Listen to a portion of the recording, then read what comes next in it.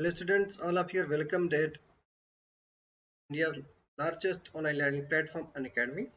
Crack UPSC CSC GS with in बस यहाँ अनकेडमी आपको चार चीज़ें प्रोवाइड कराती है। Daily live classes, structured courses, live test and quizzes, unlimited access. Daily live class जहाँ पर आप एजुकेटर के साथ इंटरेक्ट हो सकते हैं, अपने डिस्कशन भाग ले सकते हैं, और पूछ सकते हैं एटसेट्रा। स्ट्रक्चर्ड कोर्सेज का मतलब हो गया कि एग्जाम ओरिएंटेड कोर्स बनेंगे, उस पर आपकी स्टडी होगी, फोकस्ड स्टडी। जो आपने यहाँ पढ़ा उसकी टेस्टिंग यहाँ लाइव टेस्ट या क्विज से हो जाती है। अगर कोई कभी भी आपका वीडियो छूट जाता है, लेक्चर छूट जाता है, तो उसकी आप यहाँ पर एसेस कर सकते हैं। चलते हैं आगे की ओर। अनअकैडमी लर्निंग ऐप को आप डाउनलोड करें, क्योंकि यहाँ पर आपको मिलती है स्पेशल क्लासेस फ्री में स्पेशल क्लासेस मिलेंगी, और वो आप गूगल से इंस्टॉल कर सकते हैं या एप्पल स्टोर से कर सकते हैं, जैसा भी आपकी ज़रूरत हो। ये हमारे बारे में ब्रीफ इंट्रोडक्शन है। 10 सालों से ज़्यादा का पढ़ाने का अनुभव, 1000 से ज़्यादा सिविल सर्वेंट्स को मेंटर करने का अनुभव। यहाँ पर ये मेरा टेलीग्राम चैनल है, जिसे आप ज्वाइन कर सकते हैं। रिसेंट अपडेट्स क्लास के बारे में, एग्जाम के बारे में आपको मिल सकता है। यहाँ पर 100 से ज़्यादा टॉप एजुकेटर्स हैं, उनके बनाए गए कोर्सेस हैं। जो एजुकेटर का जो कोर्स आपको अच्छा लगे वो आप फॉलो कर सकते हैं। यहाँ पर 15,000 से ज़्यादा कोर्सेस हैं, ऑप्शनल में, जीएस में, टेस्ट सीरीज में, आंसर राइटिंग प्रैक्टिस में, एसे में, कंपलसरी सब्जेक्ट में, तमाम सारे आपके यहाँ पर अवेलेबल है। अपने ज़रूरत के हिसाब से आप वो अवेल ऑफ कर सकते हैं। यहाँ पर दो तरह के कोर्सेज हैं, plus course, iconic course. Plus course आपको चार चीज़ें देता है, लाइव क्लासेस देता है, टेस्ट सीरीज देता है, अनलिमिटेड प्रैक्टिस देता है, स्ट्रक्चर्ड शेड्यूल देता है। ये चार चीज़ आपको आइकॉनिक में मिलती है। Personal coach, daily mains question answer practice, study planner, personalised feedback. ठीक है। और प्लस कोर्स आपको अवेलेबल है 1 महीने से लेकर के 36 महीने तक में। ये रिस्पेक्टिव फीस हैं। अगर आप AASH कोड का इस्तेमाल करेंगे, आपको 10% फीस में छूट मिलेगी। यहाँ पर फीस घटकर आपकी रिस्पेक्टिव ये हो जाती है। ठीक है ना, रिस्पेक्टिव फीस आपकी इतनी हो जाएगी। चलिए फिर आगे चलते हैं। टेलीग्राम में वहाँ पर आपको नंबर दिया जा रहा होगा, तो आप वहाँ पर कंफर्म कर सकते हैं। ठीक है, 24/7 आपको पूरा सपोर्ट मिलेगा। चलते हैं। आइकॉनिक है, आइकॉनिक में आपको सब कुछ मिलेगा। आइकॉनिक 3 ड्यूरेशन में मिलता है, 1 साल, 2 साल और 3 साल का। ये रिस्पेक्टिव फीस है। 10% आपको ऑफ मिलता है यदि आप AASH कोड का इस्तेमाल करते हैं। ठीक, रिस्पेक्टिव फीस अभी घटकर ही हो जाती है। दोनों ही कोर्सेस नो कॉस्ट EMI में अवेलेबल हैं। आप अपनी सुविधा अनुसार जो भी कोर्स अवेल करना चाहते हैं अवेल कर सकते हैं। ऑप्शनल की एक नई कैटेगरी बनाई गई है। यहाँ पर 1 महीने से लेकर 36 महीने तक की कोर्स अवेलेबल है। ये रिस्पेक्टिव फीस है। 10% ऑफ के बाद जो आप कोड AASH अप्लाई करेंगे, आपकी फीस घटकर रिस्पेक्टिवली ये हो जाती है। ठीक है, और यहाँ भी आपको नो कॉस्ट EMI की सुविधा मिलती है, तो आप अपनी आवश्यकता अनुसार, जरूरत अनुसार कोर्स ले सकते हैं। ठीक है, चलती B2M पर 2M पर NCERT प्लस चल रही है, NCERT प्लस चलती है। मैंने मैक्रो कवर कर दिया है। ठीक है, वो आप देख सकते हैं, पूरा अच्छे से डिटेल्ड है, कॉम्प्रिहेंसिव है। ठीक, अच्छा, इसके बेस पर एक क्वेस्ट है, UPSC क्वेस्ट नाम का चैनल है अनअकैडमी का ही। वहाँ पर पूरे टेस्ट सीरीज हैं, हर टॉपिक के टेस्ट सीरीज हैं, टेस्ट सीरीज है, NCERT बेस्ड टेस्ट सीरीज है पूरा। तो आप पढ़ेंगे वहाँ पर, वो आप प्रैक्टिस करेंगे। ठीक है, आपने अगर पढ़ रखी है NCERT तो बेहतर है, नहीं पढ़ रखी है तो ये वीडियो आप देख सकते हैं और अपनी पढ़ाई कर सकते हैं, और साथ में क्विज सॉल्व कर सकते हैं। और अनअकैडमी के लर्निंग ऐप पे वहाँ पर करेंट इकोनॉमी मैं कराया हूँ। ठीक है, अक्टूबर मंथ का करा दिया हूँ।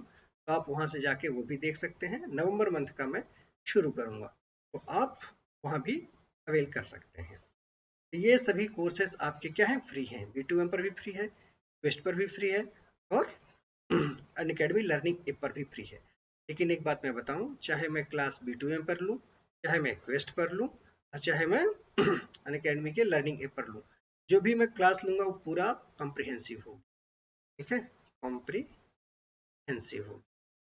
तो मैं कोई भी पॉइंट छोड़ने की कोशिश नहीं करूंगा। मैं सोचूंगा कि मैं पूरा का पूरा आपको वहां पर बता दूं। हाँ, ये जरूर है कि देखिए समय के साथ चीजें बढ़ती जाती हैं, तो मैं ये नहीं कहूंगा कि ये होल प्रूफ है, जितना मैंने पढ़ा दिया सब कुछ सब यही है। समय के साथ चीजें क्या बढ़ती रहती है, उसमें अपडेशन की जरूरत हमेशा ही रहती है, और हम उसमें आगे अपडेट लगातार करते भी रहते हैं और करेंगे भी। ठीक है ना, लेकिन आपको काफी कुछ चीजें यहाँ से मिल जाएंगी। ठीक है, फिर चलते हैं सेशन को आगे बढ़ा। आज हम तीसरा टॉपिक डिस्कस करने जा रहे हैं एनसीईआरटी प्लस पे। आ, ये है Indian economic development, class 11th NCERT. ठीक है, और चैप्टर आपका ये तीसरा है। ठीक है, पावर्टी। तो हम अच्छे से आज पावर्टी के बारे में चर्चा करेंगे, ताकि आपको समझ विकसित हो सके पावर्टी के बारे में। पावर्टी का मतलब जैसे हमने देखा है, पुअर से बना है पावर्टी, पुअर है ना, पुअर से बना है पावर्टी। पुअर मतलब गरीब, मतलब पावर्टी मतलब गरीबी। ठीक है, अच्छा, सबसे पहले तो हम ये देख सकते हैं पुअर से बना पावर्टी, ये तो लिटरल मीनिंग है।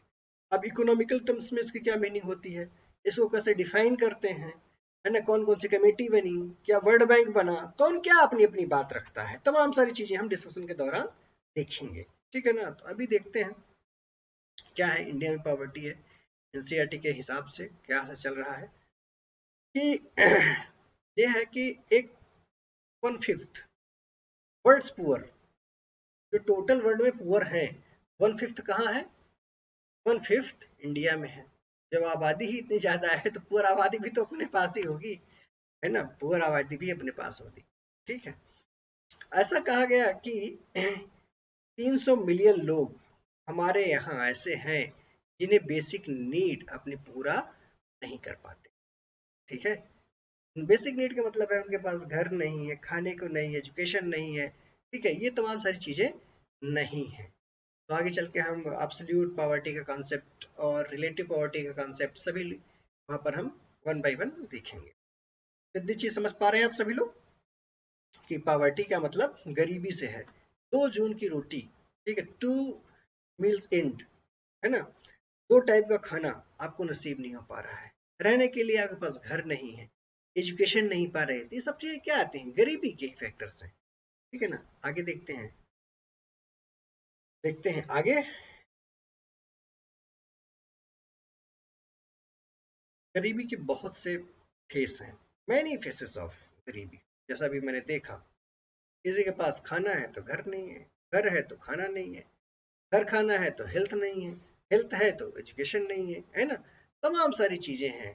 ठीक, सब गरीबी का ही तो पार्ट है, सभी चीजें क्या है, गरीबी की ही पार्ट है ना, इससे बचा नहीं जा सकता है। ठीक है, हमारे हमने क्या प्रयास किए हैं गरीबी को हटाने के लिए, कौन से प्रोग्राम पॉलिसीज बनाई हैं हमने, ठीक है, कितना प्रयास हुआ है, आज वो सब चीजें हम थोड़ा थोड़ा करके डिस्कस जरूर करेंगे। ठीक है ना, चलिए ना, एजुकेशन नहीं है, हेल्थ नहीं है, प्रोटेक्शन फ्रॉम वायलेंस नहीं है, ध्यान देना अभी दंगे हुए थे दिल्ली में। ठीक, ये भी पार्ट आ जाता है। ठीक है, ठीक, तमाम सारी चीजें हैं। आइए देखते हैं।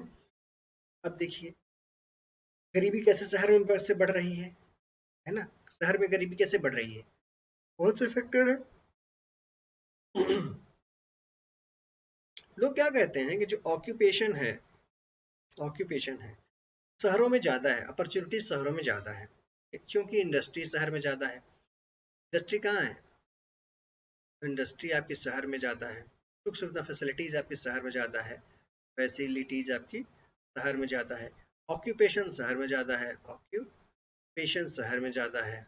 ठीक है, लोग पैसा दे रहे हैं, ये तभी सभी चीजें कहाँ है, शहर में, सिटी में ज्यादा है। तो जो लोकल पॉपुलेशन है, रूरल पॉपुलेशन है, आपकी रूरल पॉपुलेशन है, कहाँ मूव कर रही है? सिटी की ओर मूव कर रही है। ठीक है। हेल्थ कहाँ है? शहर में है, हॉस्पिटल है। एजुकेशन कॉलेज वगैरह कहाँ है? सब शहर में ही है ना। एजुकेशन शहर में है, हेल्थ शहर में है, ऑक्यूपेशन शहर में है, इंडस्ट्री शहर में है ना। तमाम फैसिलिटीज जो है शहर में है। तो लोग रूरल सेक्टर से कहाँ जा रहे हैं? जा रहे हैं। आजकल जो न्यूक्लियर फैमिली कॉन्सेप्ट आया है, बच्चा हुआ, ठीक है, 2-3 साल का हो गया, फिर उसको पढ़ाने के लिए उसके मम्मी पापा कहाँ लेके भागते हैं? उसको शहर लेके भाग। ये अलग बात है कि लड़का पढ़ाने के अलावा वो लोग सभी काम करते हैं, लड़का को न केवल पढ़ाते बस नहीं, ठीक है ना। जाते पर्पज उनका एक ही रहता है, पढ़ाना है लड़के को, पर उसके अलावा सब काम करते हैं। समझ पा रहे हैं? तो मेरे कहने का मतलब ये रूरल माइग्रेशन है, ठीक है। इसकी वजह से भी क्या है, पॉवर्टी बढ़ती है। क्यों? क्योंकि जब ये रूरल से अर्बन में जाएंगे, सिटी में जाएंगे, तो उनके पास पैसा तो विशेष होता नहीं है, तो अपनी झुग्गी झोपड़ी ही बनाते हैं, है ना। झोपड़ी, हट्स बना लेंगे, ठीक है, हट्स बना लेते तमाम सारे वहां पर अपना रेलवे ट्रैक के किनारे किनारे देखे होंगे आप लोग, बना लेते हैं, वहां पर रहने लगते हैं। ठीक है, कोई अपना डेली वेज का काम भी करने लगते हैं, रोड साइड अपनी कोई दुकान खोल लेते हैं, तमाम सारी चीजें। तो ये क्या है, अर्बन पॉपुलेशन बढ़ रही है, वहां में अर्बन पॉवर्टी भी बढ़ रही है, ठीक, तमाम सारी चीजें हैं। अच्छा, जैसे रूरल पुअर हुए, ठीक है, जैसे लैंडलेस वर्कर हुए, एग्रीकल्चर में जो लोग काम कर रहे हैं, कल्टीवेटर्स हुए, स्मॉल मतलब कि फार्मर हुए कह सकते हैं, लैंड होल्डिंग्स हुई जिनके पास, लैंडलेस लेबर हुए, ठीक है, तो नॉन एग्रीकल्चरल जॉब्स वाले हुए, ठीक है, टीनेंट कल्टीवेटर्स हुए। तो ये तमाम सारे लोग क्या है बहुत ज्यादा अमीर नहीं होते, ये बेचारे गरीब ही होते हैं, है ना। जो मेजर सेक्शन देखा गया है इनका क्या है, गरीब ही है, रूरल पुअर, ठीक है। लैंडलेस एग्रीकल्चर, एग्रीकल्चर के लिए जमीन ही नहीं है उनके पास, किसी के पास, ठीक है।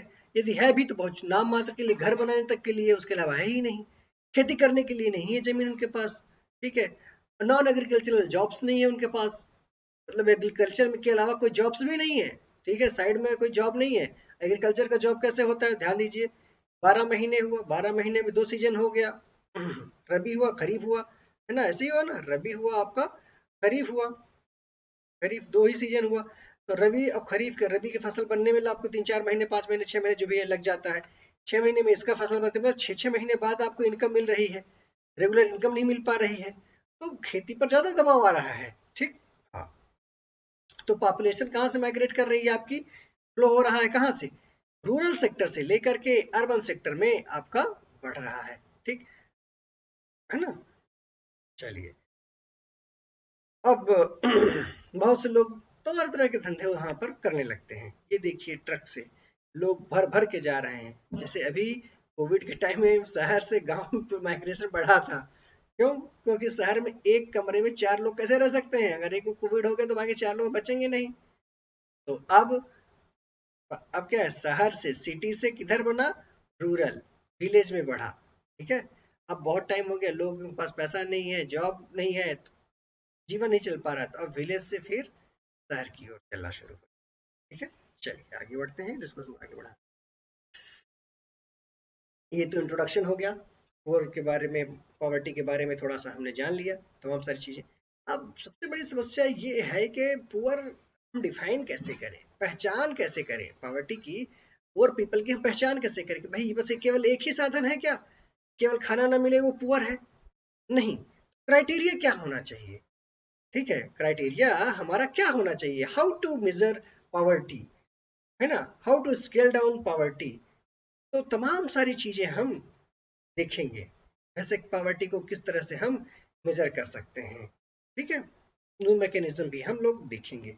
कोई कहता है कि भाई 2400 कैलोरी का खाना अगर आपने खा लिया, ठीक है, आपको मिल जाता है खाना, तो आप क्या है, पुअर नहीं है, ठीक है। तमाम सारी, कोई कहता है कि भाई मान लीजिए 45 रुपए आपने कमा लिया दिन भर में, तो आप पुअर नहीं है।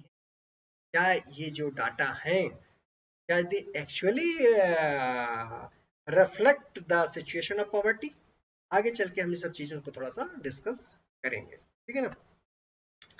जैसे मैं और आप अगर देखें, क्या हम मान लीजिए हम 150 रुपये ही रोज कमाते हैं, क्या 150 रुपये में अगर 4 लोगों का परिवार चल सकता है इफेक्टिवली? 1 2 3 4, हस्बैंड वाइफ डॉटर सन, 4 मिनिमम बता रहा हूँ, सही? असंभव है। तो ये तो मौकरी है ना, इस तरह से हम पॉवर्टी को मेजर कर रहे हैं। ये तो एक ऐसा प्रयास किया जा रहा है ताकि अधिक से अधिक आबादी बिलो पॉवर्टी लाइन के ऊपर चली जाए। बात समझ पा रहे हैं? ये सिस्टमेटिक अप्रोच है दिखाने का कि लोग पॉवर्टी लाइन में के ऊपर है, समझ पा रहे हैं, लेकिन एक्चुअल कंडीशन कुछ और होती है। ठीक है, चलते हैं, डिस्कशन को आगे बढ़ाते हैं। पहली बार पहली बार हिंदुस्तान में पॉवर्टी को लेकर अगर किसी ने मेजरमेंट किया, कुछ बोला, कुछ सोचा, तो वो थे दादा भाई नौरोजी। ध्यान रखिएगा, पीटी पॉइंटर है ये। ठीक है, ये कौन से मेथड का इस्तेमाल किए थे, क्या किए थे, यहाँ पर लिखा जरूर, लेकिन जानने की बहुत ज्यादा जरूरत नहीं है। ठीक है ना? हाँ, ये मैंने पूरा बनाया है, तो बनवाया है, तो ये चीजें एक्सपर्ट्स ने इंट्रोड्यूस की, पर ये चीजें काम की नहीं है। हमें केवल इनके बारे में इतना जानना है, पहला अटेम्प्ट किसने किया? दादा भाई नौरोजी ने किया। इन्होंने, है ना, ड्रेन ऑफ वेल्थ के बारे में भी कहा। इन्होंने ये कॉन्सेप्ट दिया था, जेल कॉस्ट ऑफ लिविंग। ठीक है, जेल कॉस्ट ऑफ लिविंग को इन्होंने डिफाइन भी किया था। ठीक है, only adult stay in jail, whereas in actual society there are children too. ठीक है, he therefore approximately adjusted this cost of living to arrive at the poverty line. ठीक है, इन्होंने इस कॉन्सेप्ट का इस्तेमाल किया था। ठीक है, जेल कॉन्सेप्ट का इस्तेमाल किया था। ठीक खैर, इसके बारे में ज्यादा चर्चा नहीं करेंगे, आगे बढ़ते हैं। हाँ पहले दादा भाई नौरोजी ने किया, फिर इसके बाद से पोस्ट इंडिपेंडेंस कुछ प्रयास हुए, आइए उस पर थोड़ा थोड़ा चर्चा कर लेते हैं। पहले बार प्रयास किया था 1962 में, प्लानिंग कमीशन का एक्सपर्ट ग्रुप बना था। इन्होंने कहा था कि सेपरेट पॉवर्टी लाइंस होना चाहिए रूरल सेक्टर के लिए और अर्बन सेक्टर के लिए। ठीक है, ये पोस्ट इंडिपेंडेंस की बात हम लोग कर रहे हैं। ठीक, फिर इसके बाद वीएम डांडेकर और एन रथ ने 1971 में प्रयास किया था। इन्होंने फर्स्ट सिस्टमेटिक असेसमेंट किया था पॉवर्टी इन इंडिया में। ध्यान देना, ये इंपॉर्टेंट है, इन्होंने फर्स्ट सिस्टमेटिक असेसमेंट किया था इंडिया में। ठीक है, और based on national sample survey data, मतलब डाटा किसका था? नेशनल सैंपल सर्वे के डाटा के आधार पर वीएम डांडेकर एंड एन रथ ने पहली बार सिस्टमेटिक असेसमेंट किया था, किसका? पॉवर्टी का। फिर इसके बाद अलग अलग कमेटी बनी थी। ठीक है, 1979 में, बेस्ड ऑन न्यूट्रिशन रिक्वायरमेंट्स, कितनी कितनी न्यूट्रिशन की जरूरत पड़ती है रिलेटेड टू कंजम्पशन एक्सपेंडिचर, अलग कमेटी 1979 में। फिर इसके बाद बनी थी लकड़ावाला कमेटी। लकड़ावाला कमेटी बनी थी 1993 में, बनी थी कमेटी बेस्ड ऑन कंजम्पशन। ये किस पे थी? कंजम्पशन पे थी। ये किस पे थी? न्यूट्रिशनल रिक्वायरमेंट पे थी। ध्यान देना, जब यूपीएससी क्वेश्चन पूछता है, क्या कर देता है, इस वाले का सेट इसमें घुसेड़ देता है, इसका घुसेड़ देता है इसमें, ऐसा करता है, तो मतलब ये बोल देगा कि लकड़ा वाला committee was formed on the basis of, sorry, लकड़ा वाला committee recommended poverty line poverty line poverty index। ठीक है, अब on which one of the following parameters, तो यहाँ पर क्या होगा? कंजम्पशन रहेगा, कंज्यूमर बेस्ड रहेगा। कैसा? Price index, industrial price worker, ये रहेगा। Consumer price index, agriculture labourer. ठीक है, रिफ्लेक्ट कंजम्पशन पैटर्न पर रहता है। ठीक है, ठीक, यहाँ पर क्या है? Consumption expenditure, calorie based. ठीक है, यहाँ पर न्यूट्रिशनल रिक्वायरमेंट कितना कितना रहेगा। ठीक है, अच्छा state specific poverty line, state specific poverty line CPI IW. ठीक है, in rural areas and CPI-AL for urban areas. This discontinuation of scaling of poverty estimates, ये तमाम सारी चीजें थी। इन्होंने पहली बार जो है प्राइस इंडेक्स के आधार पर मतलब एक पॉवर्टी लाइन को डिफाइन किया। ठीक है ना? किस प्रकार का था प्राइस इंडेक्स? था इंडस्ट्रियल वर्कर के लिए CPI, industrial worker, CPI agriculture labourer. ठीक है, इसका इस्तेमाल इन्होंने पहली बार किया। कैलोरी बेस्ड था, कंजम्पशन, ठीक है। यहाँ पर न्यूट्रिशनल बेस्ड रिक्वायरमेंट्स थी। चलिए फिर थोड़ा सा और आगे बढ़ा और फिर आए सचिन तेंदुलकर साहब। सचिन तेंदुलकर मत मान लीजिएगा, मतलब तेंदुलकर कमेटी आई और 2009 में इन्होंने एक रिकमेंडेशंस दिए, ये तो इनके रिकमेंडेशंस हैं। फिर इसके बाद रंगराजन कमेटी आई, 2012 में आती है, ठीक है। तो इन्होंने भी दिया person spending below 47 upper day in cities और 32 in villages be considered poor, कि जो 47 रुपए कमाते हैं दिन भर में और 32 रुपए कमाते हैं उन्हें पुअर कह दिया गया। ठीक, तमाम सारी चीजें हैं, ठीक है। चलिए इन सबको थोड़ा सा देखते हुए फिर आगे बढ़ते हैं हम लोग।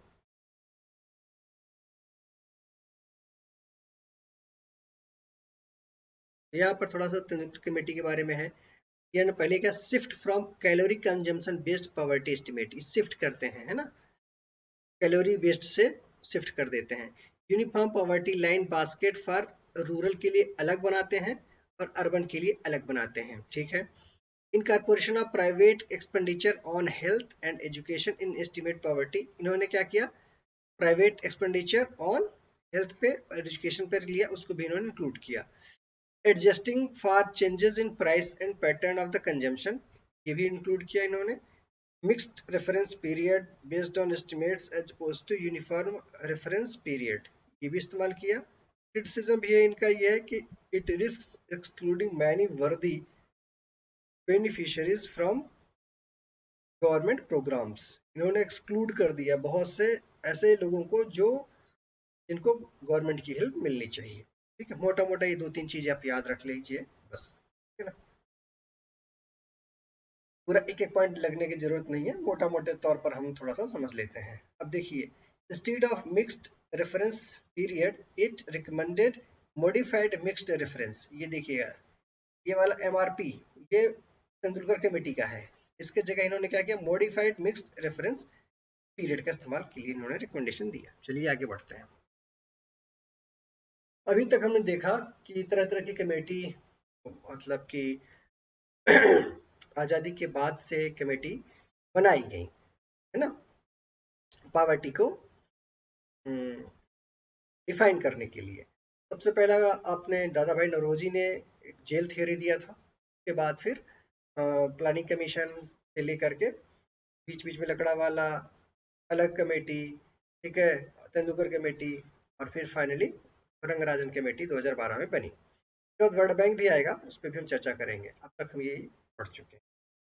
अब थोड़ा सा आगे बढ़ाते हैं कि डिफाइन करने का तरीका हो गया दो तरीके का, या कि आप कैलोरी बेस्ड कंजम्पशन आप से डिफाइन करें, या आप रेगुलर डेली वेज कितनी इनकम है उस पर आप डिफाइन करें, ठीक है। 2012 में जब कमेटी आई थी ये, तो उस समय था कि 45 रुपए, तो 47 रुपए और 32 रुपए था। 47 रुपए शहर के लिए था और 32 रुपए गाँव के लिए था। जो इतना लोग कमा ले उसे पॉवर्टी लाइन कहते हैं, अगर इससे ज्यादा कमा लेते हैं वो पॉवर्टी लाइन में नहीं है, ठीक है। अगर इतना ही इससे कम कमाते हैं तो पॉवर्टी लाइन में है, ठीक है। चलिए अब हम ये देखते हैं कैटेगरी कैसी है, पॉवर्टी लाइन की क्या कैटेगरी है। थोड़ा सा ये ग्राफ देखते हैं, ग्राफ में ध्यान दीजिए। ये है पॉवर्टी का लाइन, है ना, पॉवर्टी लाइन। इसके जो नीचे है बिलो पॉवर्टी लाइन बीपीएल, इसका जो थोड़ा ऊपर है एपीएल, क्या होगा एपीएल, अब है ना, अब पॉवर्टी लाइन, नीचे हो जाता है बिलो पॉवर्टी लाइन, समझ पा रहे हैं। अब देखिए ये वाला पार्ट क्या है, थोड़ा सा अब पॉवर्टी लाइन है, बाकी ये पार्ट क्या है, बिलो पॉवर्टी लाइन है। यहाँ पर देखिए कभी ऊपर कभी नीचे, कभी ऊपर कभी नीचे, कभी ऊपर कभी नीचे, ऐसा ऐसा है, बिल्कुल।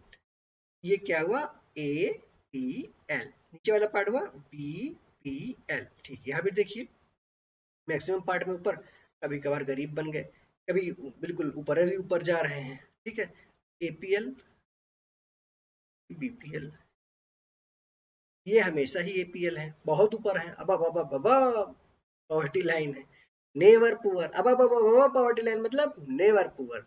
हालत जरूर है, कुछ ज्यादा कमाए कभी कम कमाए, कभी ज्यादा कमाए कभी कम कमाए, कभी ज्यादा कभी कम, कभी ज्यादा कभी कम, जीवन है, ऊपर नीचे तो होता ही रहता है।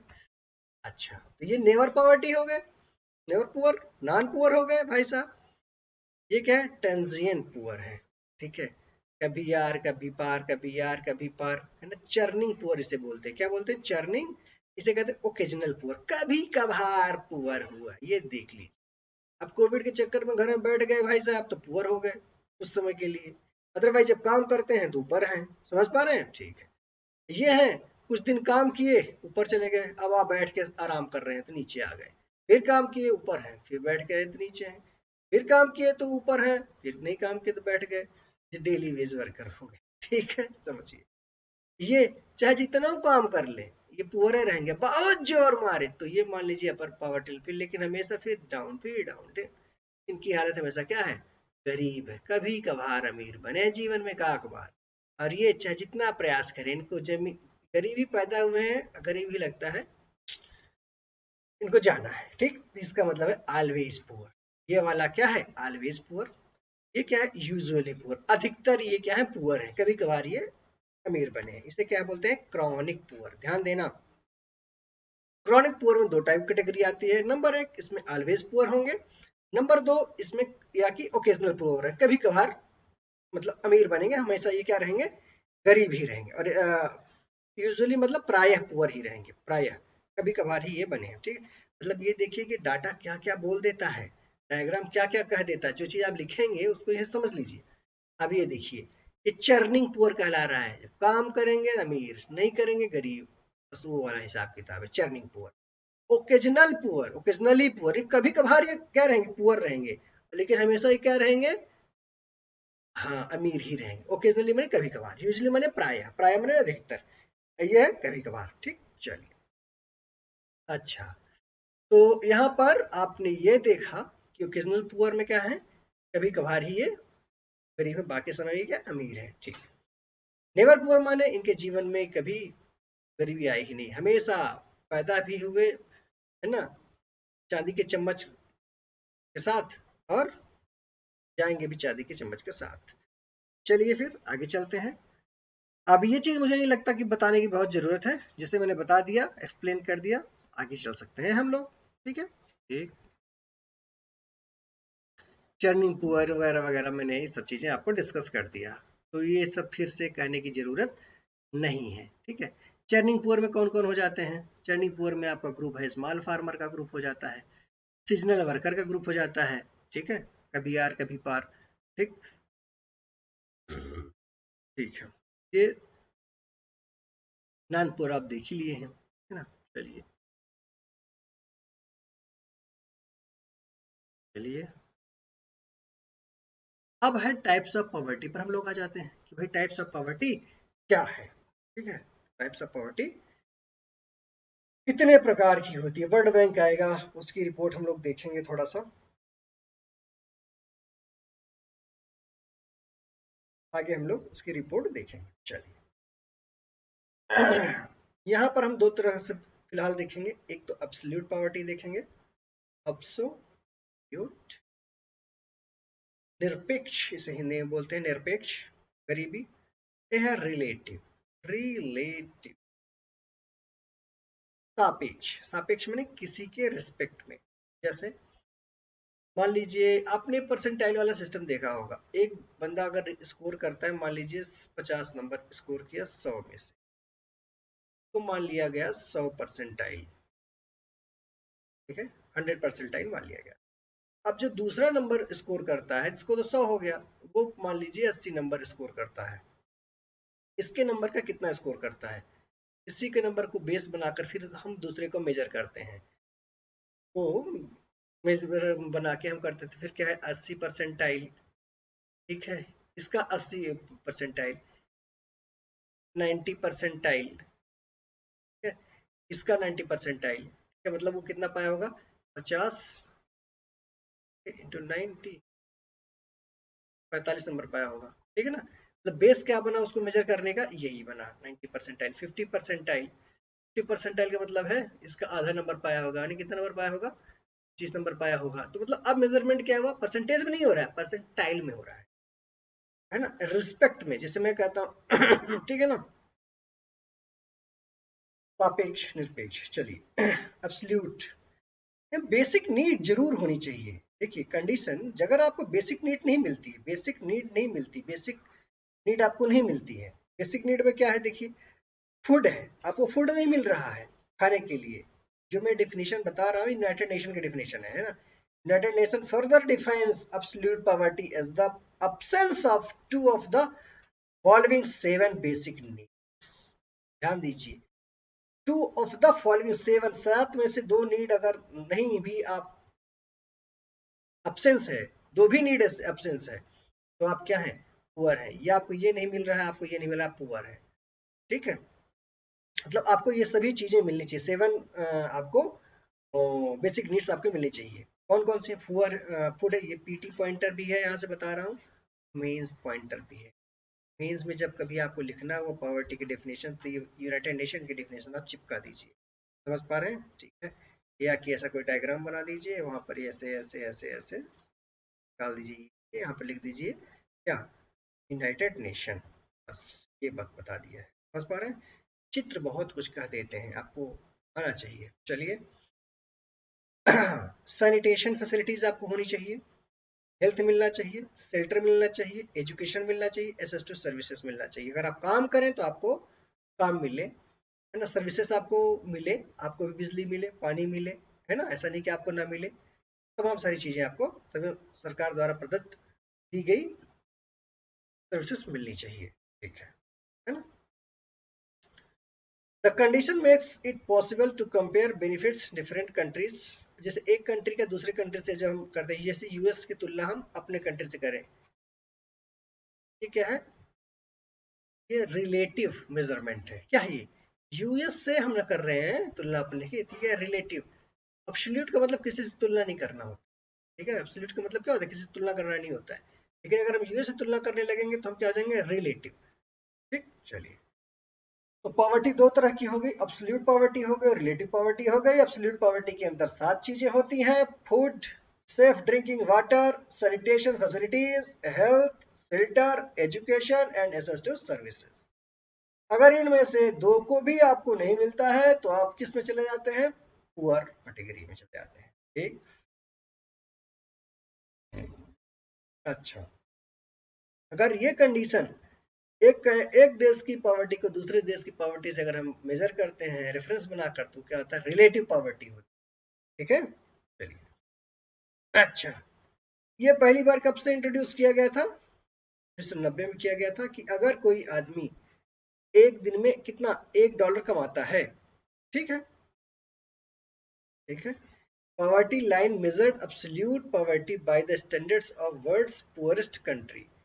और 2015 में वर्ल्ड बैंक ने रिसेट किया कि अगर कोई $1.92, मतलब इसका ये मान के चलिए आज के डेट में अगर 75 रुपए है मोटा मोटा, तो $2 मान लीजिए, ₹150 अगर कमाए, ₹150 आदमी कमाता है, तो वो उससे कम कमाए तो पॉवर्टी लाइन में आ जाता है। ठीक है, ये वर्ल्ड बैंक का अपना, सॉरी,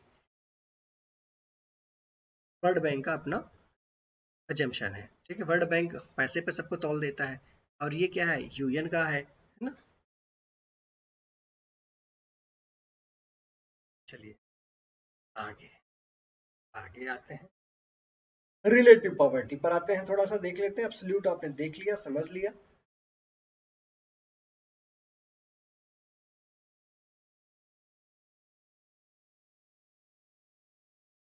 अब ये कहता है कि जो लिविंग स्टैंडर्ड है compare to the economic standard of the population living surrounding. कहने का मतलब, ध्यान देना, ये है आपका गांव, ये आपका विलेज है, चार लोग बड़े आदमी हैं आपके गांव में, ये डॉक्टर साहब हैं, इंजीनियर साहब, ये लॉयर साहब हैं, ये सीए साहब। ठीक, चार जन को मैंने बैठा दिया। अब जो गांव के जो बाकी जो तबके हैं, जो भी लोग कमा रहे हैं, बिजनेसमैन, समथिंग समथिंग, छोटे बड़े लोग हैं, इनकी तुलना जब इनसे की जाती है, के आधार पर की जाती है, के आधार पर की जाती है, के आधार पर की जाती है, इन सभी की कमाई मान लीजिए इनकी 1 लाख है, ये 1.25 लाख है, इनकी मान लीजिए 1,10,000 है, इनकी मान लीजिए 1,25,000।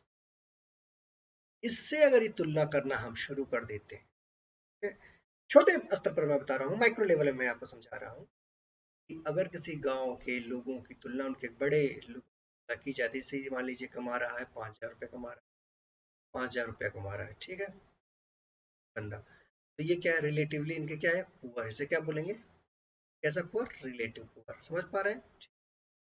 अगर मान लीजिए 50 कमा रहा है, 50,000 कमा रहा है, तो इनके रिस्पेक्ट में कम पुअर, ठीक है, ये क्रॉनिक पुअर कैटेगरी में आ जाएंगे, ठीक है। समझ पा रहे हैं।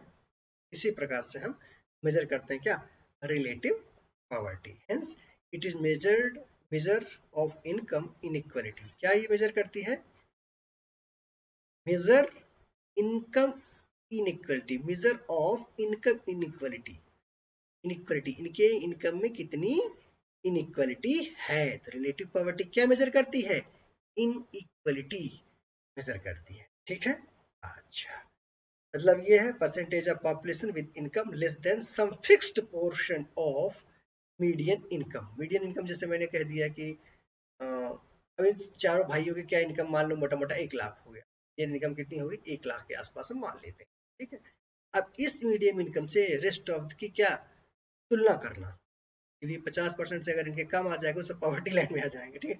रेफरेंस पॉइंट ऐसे बना के करना, वो क्या होता है, रिलेटिव हो जाता है। चलिए, poverty line is an imaginary line, कोई लाइन वाइन नहीं होती, हम लोग खुद बनाते हैं। Minimum level for consumption standard is laid down, मतलब इतना हमको, इतना पैसा कम से कम मिले ताकि हमारा जीवन यापन हो जाए। तो कम मिलेगा तो जीवन यापन होने में दिक्कत है, ठीक है। उस लाइन के थोड़ा नीचे हो जाएगा जीवन यापन मुश्किल, तो उसे कहते हैं बिलो पॉवर्टी लाइन। अब पॉवर्टी लाइन का मतलब हुआ कि उससे थोड़ा ऊपर, जीवन यापन करने से थोड़ा सा पैसा इनके पास ऊपर है। रिलेटिव पॉवर्टी का मतलब क्या है, it refers to poverty of people in comparison to other people, region और नेशन, जैसा मैंने आपको समझा दिया एक विलेज का एग्जाम्पल लेके, ठीक है। फिर अपने नेशन के हिसाब से कर सकते हैं, इंडिया कितना पुअर है, यूएस कैसा है, यहाँ पर कर सकते हैं रिलेटिव कंसेप्ट। एब्सोल्यूट क्या होता है, एब्सोल्यूट आपको बता ही दिया गया है, ठीक है। Total number of population living below poverty line. Poverty ratio क्या होता है, number of people below the poverty line यानी BPL into 100 upon total population, ये वो पॉवर्टी रेशियो। बीपीएल से होता है BPL upon total population into 100, ये होता है, ठीक है। Head count ratio, number of poor as the proportion of living below the poverty line, poverty line में कितने लोग, ठीक है। Number of poor as portion of people living below poverty line, कितने परसेंटेज लोग बिलो पॉवर्टी लाइन में हैं, ये कहलाता है, ठीक है। तो आपने समझा।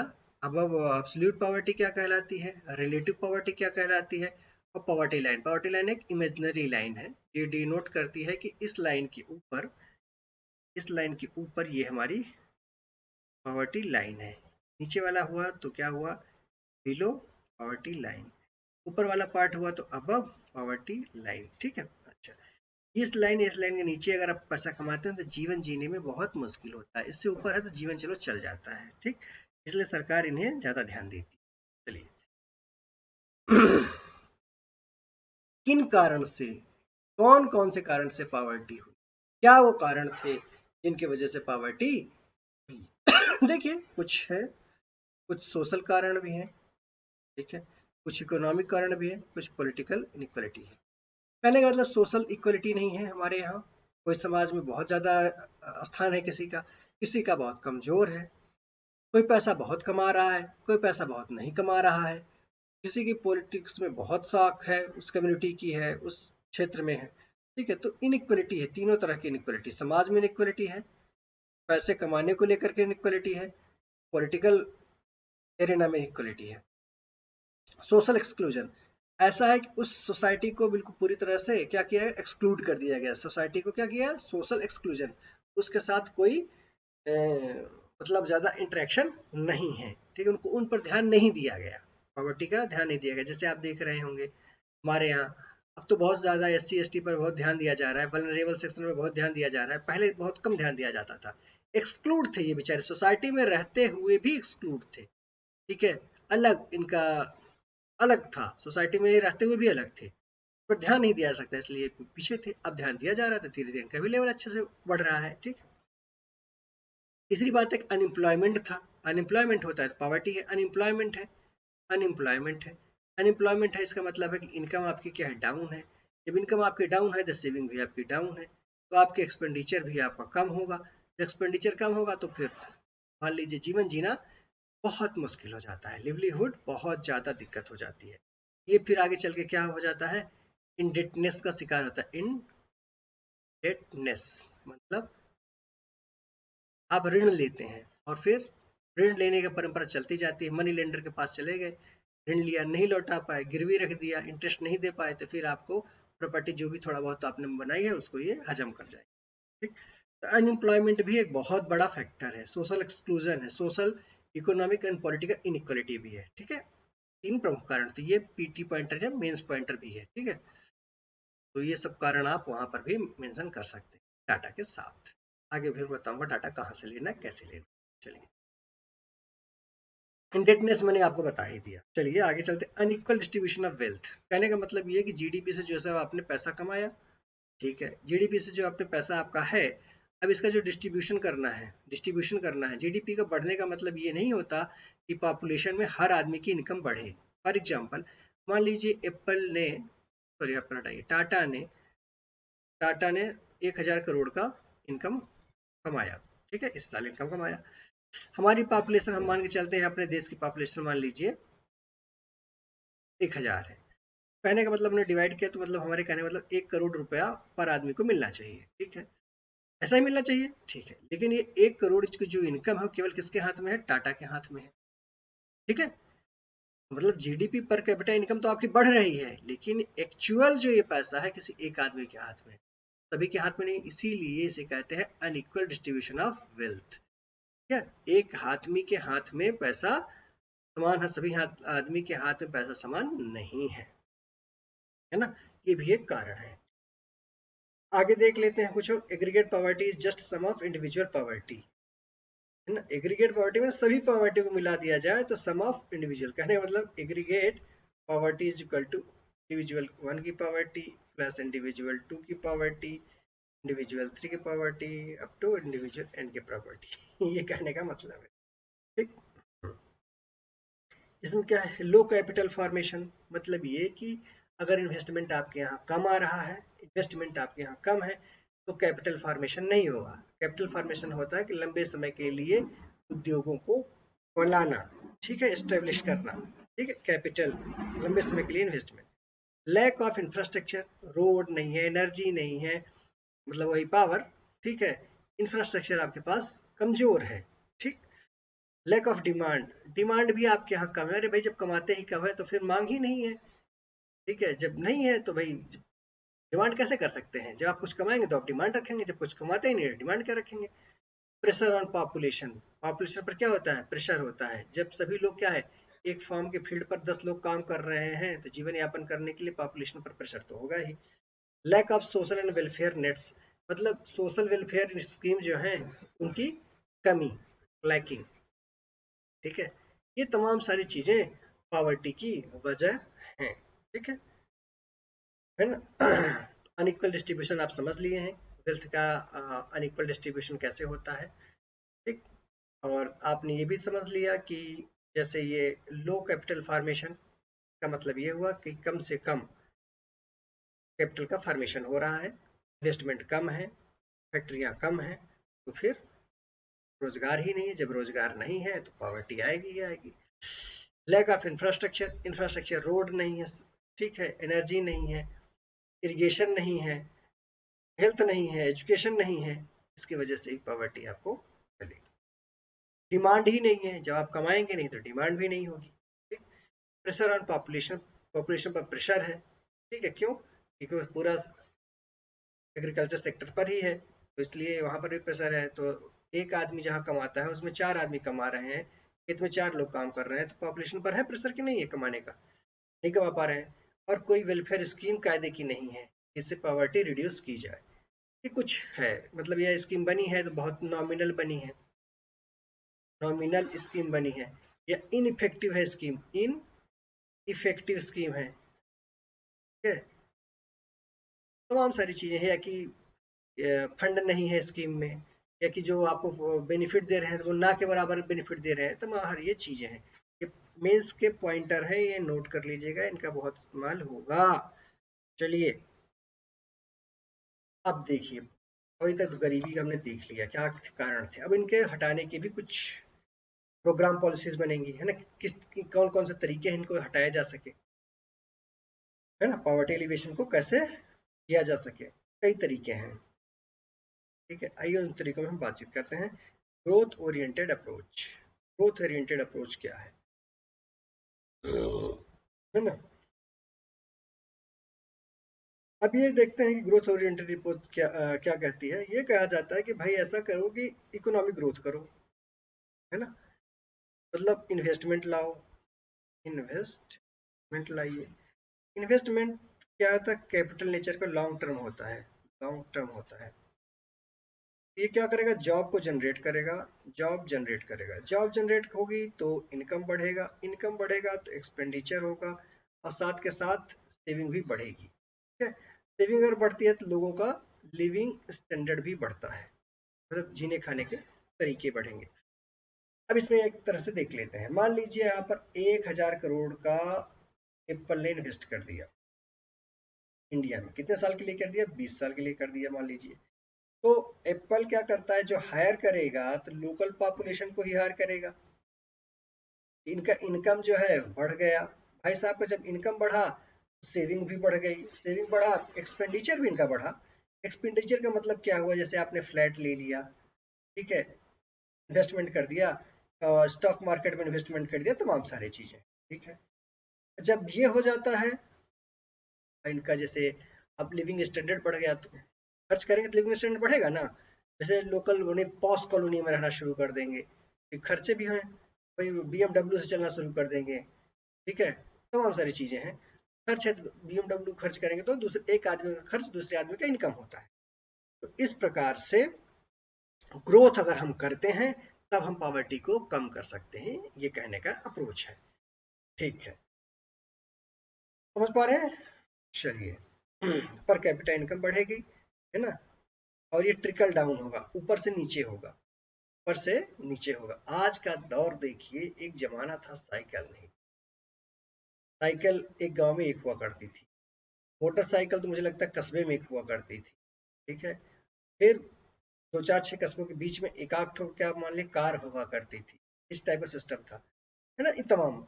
और आज मुझे लगता है साइकिल है ही नहीं, आज मोटरसाइकिल बन गई है, क्या साइकिल बन गई है। ठीक है, कार मोटरसाइकिल बन गया है, कार बन गया है। ठीक है, तमाम सारी चीजें हैं। पहले तो लोग रेलवे में नहीं चढ़ते थे, अब लोग एरोप्लेन में चढ़ रहे हैं, तो क्या ये वो बन रहा है, डेवलपमेंट का ही है।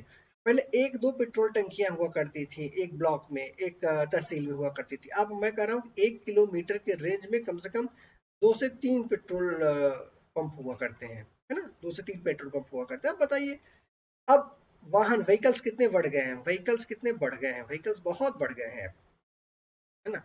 उस जमाने में नहीं था, बहुत तो डेवलपमेंट हुआ है, तो हम ये नहीं कह सकते कि ग्रोथ से डेवलपमेंट नहीं हुआ है ना। चलिए, ऐसा ही बोला गया कि रैपिड इंडस्ट्रियल डेवलपमेंट हो जाए, और एग्रीकल्चर को ग्रीन रिवॉल्यूशन के साथ आप ट्रांसफॉर्म कर दीजिए। ग्रीन रिवॉल्यूशन में क्या होता है, ग्रीन रिवॉल्यूशन में जैसे आपको सब्सिडी दी गई, इरिगेशन में, फर्टिलाइजर में सब्सिडी दी गई, एमएसपी दिया गया। ठीक है, तो आप ये उत्पादन करिए। जब सरकार पूरी तरह से आपके पीछे खड़ी है तो आप सोट के इन्हीं चीजों का, जैसे वीट बोल रहे थे वीट, राइस बोले तो राइस खूब उत्पादन करिए। इससे सॉइल का कंजर्वेशन में थोड़ा जरूर दिक्कत आ गई है। ठीक है ना, पंजाब और हरियाणा, वेस्टर्न यूपी, राजस्थान के पार्ट्स में ये थोड़ा आपका मतलब आपका प्रोडक्टिविटी में फर्क आ गया है। ठीक, तो इन तमाम तरीकों से भी हम गरीबी हटा सकते हैं। ठीक है, ग्रीन बात भी सही है, ग्रीन रिवॉल्यूशन का ही नेक्स्ट वर्जन अभी चल रहा है कि हम सेल्फ सफिशिएंट हैं, है ना, सेल्फ रिलायंट हैं, सिर्फ रिलायंस है हमको मिल चुका है, किससे मिल चुका है, सेल्फ डिपेंडेंट है, फूड सिक्योरिटी है हमारे पास, क्या है, फूड सिक्योरिटी है। पहले भूखमरी थी, याद होगा, अकाल आ जाता था, लोग मर जाते थे, खाना भी ना मर जाते थे। अब सबके पास खाना है, जो आप चावल आप खा रहे हैं वही गरीब तबका भी चावल खा रहा है। अब कोई दिक्कत नहीं, सरकार ने पीडीएस के माध्यम से कि पब्लिक डिस्ट्रीब्यूशन सिस्टम से पूरा अच्छे से अच्छी क्वालिटी का अनाज गरीब तबके के लिए भी उपलब्ध कराया है और करा भी रही। ठीक, इससे हटा है, क्या हटा है, गरीबी भी हटी, ये बात सही है। पॉपुलेशन हैज ग्रोथ, ठीक है, पॉपुलेशन भी बढ़ रही है, पॉपुलेशन भी तो बढ़ रही है, और जितनी पॉपुलेशन बढ़ रही है तो लोग कमाने भी बाहर जा रहे हैं। जब ज्यादा पॉपुलेशन है तो कमाने भी लोग जाएंगे, जैसे केरल के लोग जाते हैं, नर्सेस जाती हैं, आदमी जाते हैं, दुबई जाते हैं। जो ये अरब कंट्रीज का जो वर्क फोर्स है वो मैक्सिमम इंडिया से है, बांग्लादेश से है, तमाम जगह जगह से लोग हैं। ये लोग उनका काम संभालते हैं, डॉक्टर पूरे यहाँ के हैं, नर्स पूरे अपने यहाँ की हैं, सर्विसेज सेक्टर हम लोगों ने संभाल रखा है। ठीक है, तो ज्यादा लोग रहेंगे तो ज्यादा कमाई करेंगे, जो ज्यादा कमाई करेंगे तो आपकी पॉवर्टी दूर हो सकती है। ठीक है ना, ये एक कारण है, हो सकता है ना। लेकिन ये देखा गया कि जो हमने ग्रीन रेवोल्यूशन हम लाए, कि हमने ये सब लॉजिक लगाया कि इस तरह से हो जाएगा तो फूड सिक्योरिटी टाइप की हो जाएगी तो हो जाएगा, लेकिन देखा गया कि डिस्पैरिटीज बहुत है।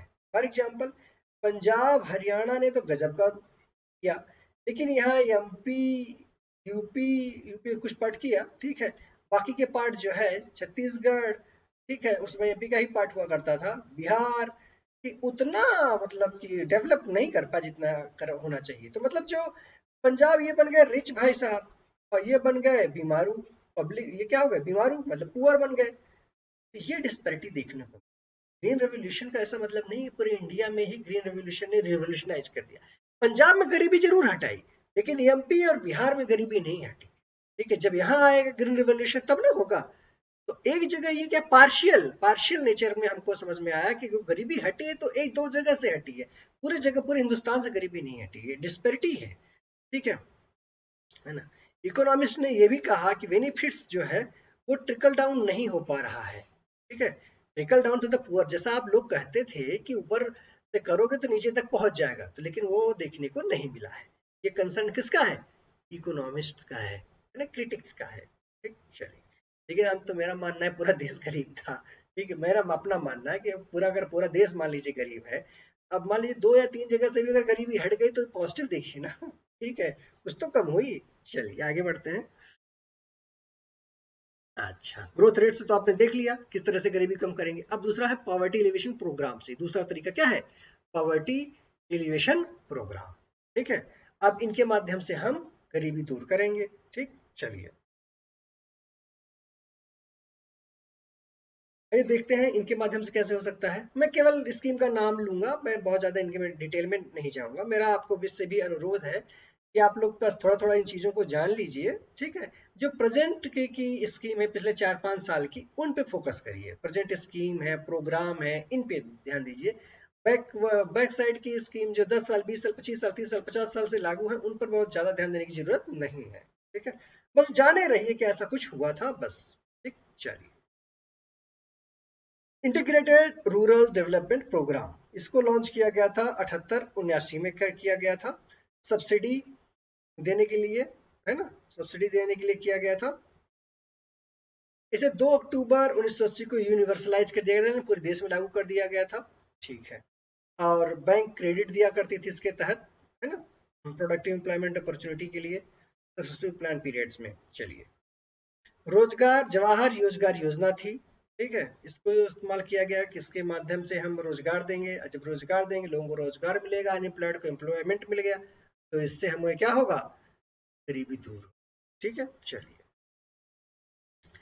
अब ये कह रहे हैं कि जैसे आपने कहा गरीबी का एक फैक्टर आपका घर भी है, घर है तो आपको रूरल हाउसिंग आपने घर बनवा के दे दिया इंदिरा गांधी योजना से, तो आपकी पॉवर्टी एक सेक्टर आपने यहाँ से कम कर दिया। फूड फॉर वर्क प्रोग्राम आपने लागू कर दिया, इससे इसका मतलब ये हुआ कि जो गरीबी का एक पार्ट है, फूड भी तो है, हमें फूड मिलना चाहिए, तो आपको वहां से फूड दिया तो आपसे गरीबी दूर हो गई। ठीक है, ये तमाम तरह की चीजें सरकार लाती है। आप यहाँ पर देखिए कि इन्होंने कहा भाई जो लोग पेंशन पैसा वैसा कमा लेते हैं उनके पास अब जैसा पैसा दे देंगे, 2 महीने 5 महीने ओल्ड स्कीम पेंशन, है ना, जैसे आपने वृद्धा पेंशन सुना होगा, है ना, ओल्ड एज पेंशन अब बढ़ा दिया गया है धीरे धीरे। ठीक है ना, तो अगर हम पैसा दे देते हैं तो वो अपनी बेसिक नीड्स थोड़ी थोड़ी पूरी कर लेंगे। ठीक है, तब अपनी बेसिक नीड्स पूरी कर लेंगे तो वहां से भी गरीबी हट सकती है। चलिए, अब हम देखते हैं जैसे अन्नपूर्णा स्कीम चली, है ना, 99-2000 में अन्नपूर्णा स्कीम चली। ठीक, तो ये किसके लिए थी? सीनियर सिटीजन के लिए थी, who can not take care of themselves and are not under the old scheme. मतलब जो नेशनल ओल्ड पेंशन प्लान में नहीं है लोग और अपना ध्यान नहीं रख सकते, उनके लिए सरकार क्या लेके आई? अन्नपूर्णा स्कीम लेके आई। इसके तहत सीनियर सिटीजन को क्या देती है? 10 kg का अनाज देती है, फूड ग्रेन्स पर मंथ देती है सीनियर सिटीजन को। ठीक है, तो यहां से भी गरीबी दूर हो सकती है। ठीक है, चलिए, सरकार अपने तरीके से कर रही है। संपूर्ण ग्रामीण रोजगार योजना, मतलब जॉब जनरेशन दिया जाएगा। ठीक है, वेज एम्प्लॉयमेंट जनरेट किया जाएगा, है ना, गांव में ही। ग्रामीण योजना है ना संपूर्ण, तो गांव के लोगों के लिए आप क्या दें? रोजगार दें वहीं। ठीक है, ताकि फूड न्यूट्रिशन सिक्योरिटी अपने लिए वो अवेलेबल करा सके। चलिए, इससे भी गरीबी दूर होगी। चलिए, सबसे इम्पोर्टेंट है मनरेगा। ये बहुत ही इम्पोर्टेंट इनिशिएटिव्स है गवर्नमेंट ऑफ इंडिया का। 2005 में इन्होंने एक्ट बना के लाया, और इस पे तो क्वेश्चन भी आ चुका है, और इम्पोर्टेंट, बहुत इम्पोर्टेंट है। यहाँ पर 100 दिन का प्रावधान था कि आपको रोजगार मिलेगा। अगर आपने अप्लाई कर दिया है तो 15 दिन के भीतर रोजगार देना जरूरी है। यहाँ पर साफ साफ लिखा है, state governments will establish state employment guarantee funds. तो इसी की तर्ज पर सेंट्रल गवर्नमेंट ने भी क्या किया? National employment guarantee funds establish किया है। ठीक है, और ये जो जॉब जनरेशन है, इसमें 1/3 किनका रोल रहेगा? वुमेन को जॉब मिलेगा। ठीक है, हाँ। हालांकि इसका बहुत सा मिसयूज भी हुआ और यूज भी हुआ, हम दोनों तरीके देख सकते हैं। हर चीज का यूज और मिसयूज होता है। ठीक है, अभी आप तो डायरेक्ट बेनिफिट ट्रांसफर है, सरकार कर देती है कि जो आपने मनरेगा के तहत काम किया है, इस कोविड में भी लोगों ने इस्तेमाल इसका किया था। ठीक है, तो मनरेगा का इस्तेमाल किया था। ठीक, कहीं कहीं पर, हर जगह नहीं। यहाँ पर मतलब पब्लिक अवेयर थी, उस प्रोटेक्शन के साथ उन्होंने इस्तेमाल किया। जहाँ पर जैसे जॉब चाहिए होता है, खाने पीने को नहीं था, तो फिर वहाँ के सरपंच ने, हेडमैन ने कंसल्ट करके, मतलब सोशल डिस्टेंसिंग का पालन करा के इस्तेमाल किया। और काफ़ी अच्छा इनिशिएटिव था ये, अच्छी अच्छी स्कीम थी। ठीक है ना, तो अच्छी सी स्कीम है, अगर उनका इम्प्लीमेंटेशन हो तो ऑलरेडी ही दूर हो जाएगा।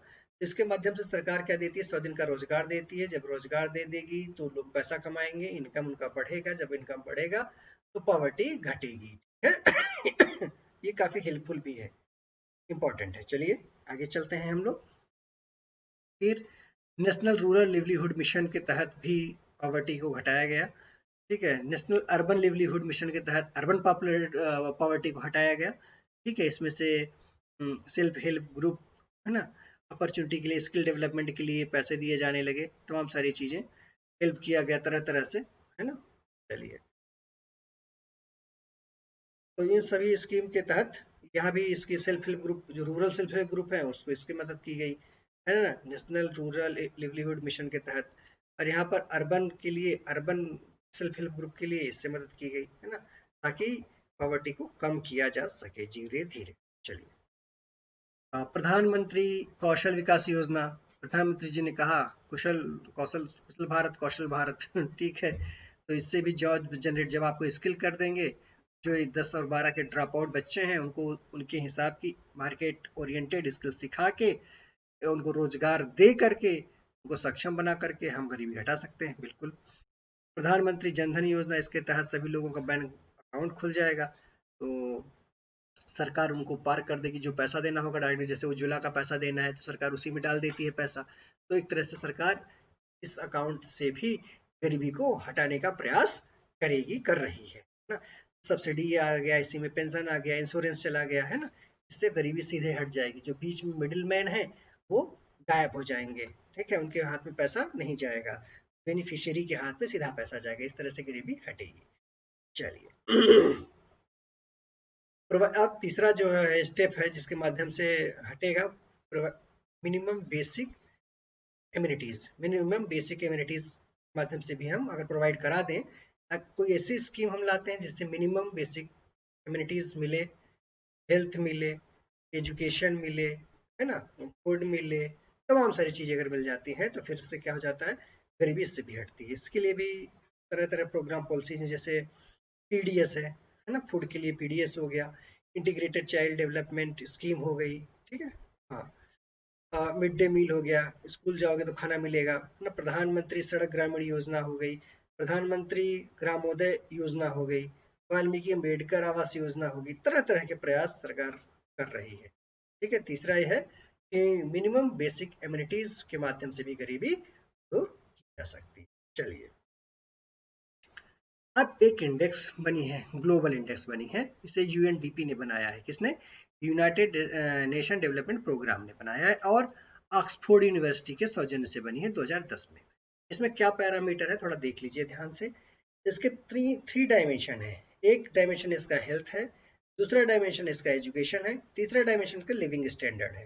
ये बहुत इंपॉर्टेंट है, पीटी और मेंस दोनों के ही पॉइंट ऑफ व्यू से इसे रखना बहुत जरूरी है, नंबर करना है ना।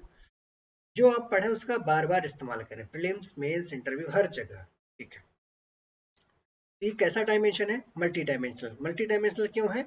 इसमें हेल्थ को कभी कवर किया गया है, एजुकेशन को भी, लिविंग स्टैंडर्ड को भी। और हेल्थ में क्या है? न्यूट्रिशन भी देखा गया है और चाइल्ड मोर्टेलिटी भी देखा गया है, दो हो गए। एजुकेशन में दो चीजें देखी गई, ईयर ऑफ स्कूलिंग देखा गया है और चिल्ड्रन इनरोल्ड देखा गया है, तो ये चार हो गए। लिविंग स्टैंडर्ड में क्या देखा है? कुकिंग फ्यूल देखा गया है, कौन सा इस्तेमाल करते हैं, गैस इस्तेमाल करते हैं कि नहीं करते हैं। टॉयलेट देखा गया, हर घर में टॉयलेट है कि नहीं है। वाटर देखें, पानी है कि नहीं है, अच्छा पानी है कि नहीं है। इलेक्ट्रिसिटी घर घर है कि नहीं इलेक्ट्रिसिटी, ठीक है।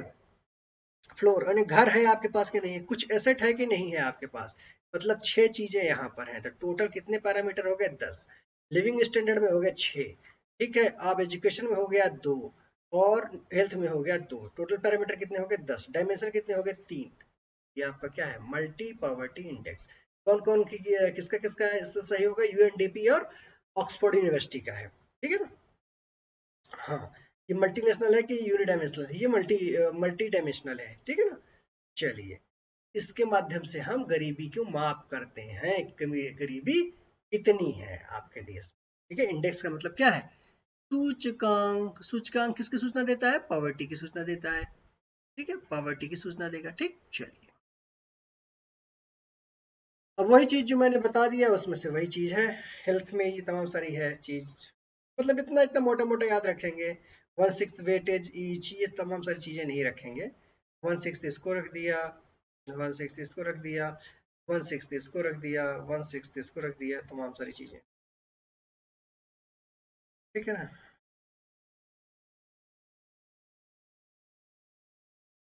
और 1/3 ये है, 1/3 ये है, 1/3 सब जोड़ दो, एक हो जाता है, ठीक। अच्छा, सबसे अच्छी बात क्या है? Multidimensionally poor if she और he is deprived of one third और more of the weight indicators, out of 10 indicators. Those who are deprived of one half or more of the weighted indicators, considering living extreme multidimensional poverty, ठीक है।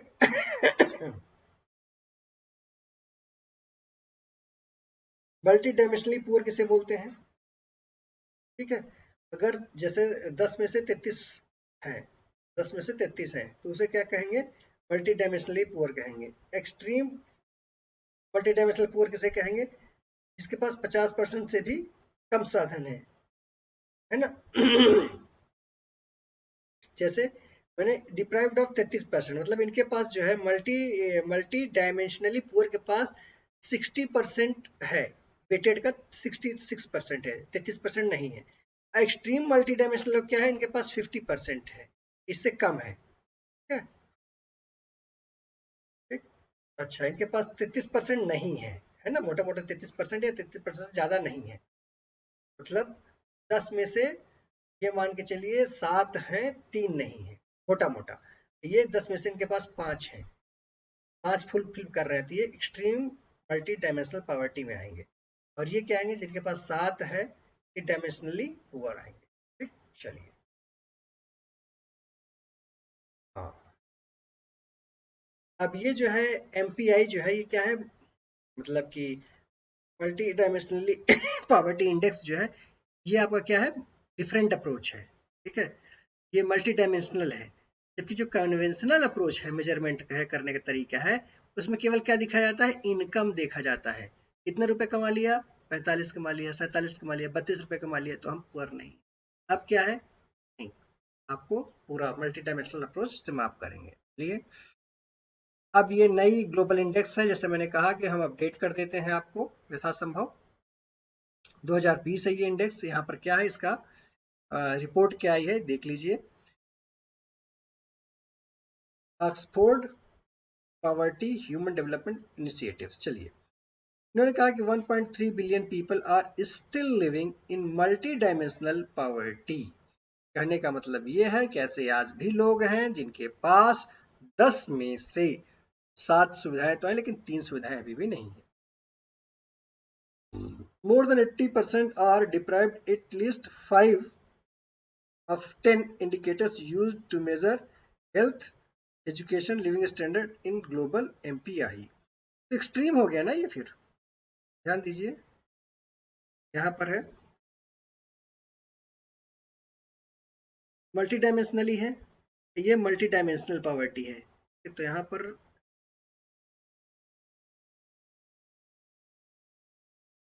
जो ये है, यहाँ पर multi dimensional का मतलब है एक्सट्रीम मल्टी डायमेंशनल है ना, थोड़ा सा एक्सट्रीम मल्टी डायमेंशनल से है।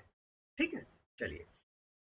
अब फिर ये इंडिया क्या है, इंडिया में पहले है ये बताया गया कि 2070 million out of multi dimensional poverty between 10 सालों में भारत ने एक्सट्रीम पुअर को 270 मिलियन, ठीक है, लगभग 27 करोड़ लोगों को मल्टी डायमेंशनल पॉवर्टी से निकाल लिया है। ठीक है, ये रिपोर्ट है। चलते हैं फिर आज का सेशन, आज का पॉवर्टी का सेशन समाप्त होता है। अलविदा, आपसे लेते हैं यहाँ पर, आपको एक बार रिमाइंड करा देते हैं। B2M पर हम ले रहे हैं इसमें class NCERT plus, NCERT plus है। ये पीटी और मेंस दोनों के लिए बहुत बहुत बहुत इंपॉर्टेंट है, बार बार बोल रहा हूँ। ठीक है, ये होता है 8 AM पे। फिर इसके बाद इसकी क्वेस्ट पे हम MCQ लेंगे, क्वेस्ट पे। फिर करंट इकोनॉमी हम लेंगे टिप पे। ये सभी चीज़ें फ्री हैं और कॉम्प्रिहेंसिव हैं, free and comprehensive, free and comprehensive. तो सभी लोगों से क्या है, रिक्वेस्ट है, सभी लोग नॉलेज को शेयर करें। ठीक है, अपने फ्रेंड्स ग्रुप में तमाम सारी जगह, ताकि लोग अधिक से अधिक बेनिफिट उठा सकें। ये हमारा टेलीग्राम जो ग्रुप है, इसके साथ आप लोग जुड़े। क्लास के बारे में आपको अपडेट्स मिलेंगे और एग्जाम्स के बारे में भी आपको अपडेट्स मिलते रहेंगे। अगर आज का सेशन आपको अच्छा लगा हो, लाइक करिए, शेयर करिए और सब्सक्राइब करिए। कोर्स परचेस करने के लिए 10% का डिस्काउंट मिलेगा अगर आप AASH कोड का, ये हमारा टेलीग्राम है।